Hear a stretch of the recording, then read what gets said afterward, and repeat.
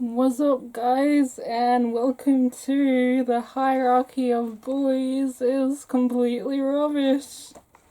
As you knew, well, if you watched the last video, you would know about the Hierarchy of Boiz. I gave some examples of this hierarchy. And this video, I got to explain why it's all terrible. Okay, now I guess what we can start with is consistency.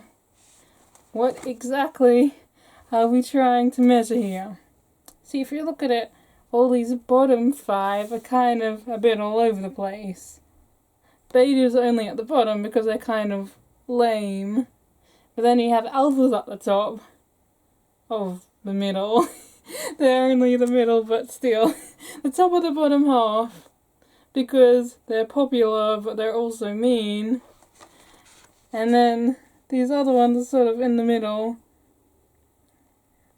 Apparently, being lame is worse than being untrustworthy. It's worse than trying to be an alpha. And it's worse than the other version of being lame. So, betas deserve better, thank you very much. And here, the top 5 levels, the boys, they're all supposed to be varying degrees of being a good person. So they're clearly measuring something completely different to whatever the bottom layer is measuring. The bottom half is measuring how cool you are, basically, while the top half is sort of trying to measure how much of a good person you are, except apparently they're automatically all still cool. So it doesn't really quite work out.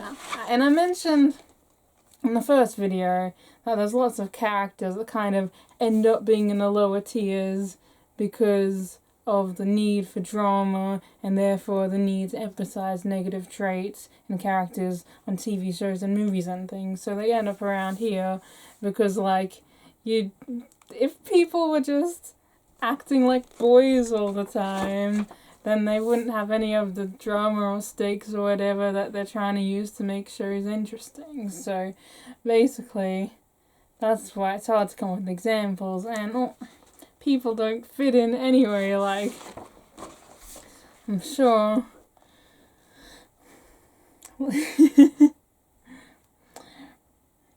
really the only difference between a beta and an iconic boys is their level of self-confidence, essentially.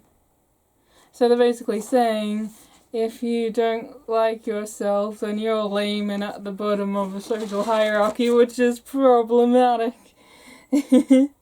So you need self-confidence, but you shouldn't be so confident that you're a bad person, like an alpha. But the other thing is, there's only a couple options for bad people to fall into. There's only overconfident alphas and untrustworthy bozos, and that's basically it. Like, the negative traits of the others aren't really, like, that bad.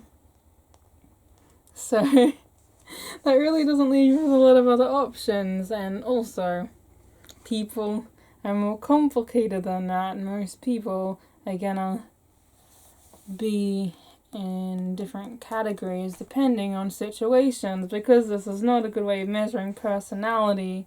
If you're not measuring personality, you're just measuring things which change depending on the situation, says Lillian, a psychology expert. May as well have a look at our pyramid here. So do you really? It's not fair. It's not fair to have betas at the bottom here because they're pushovers. So they're basically saying, yeah, it's just mean. It's just straight up mean, okay?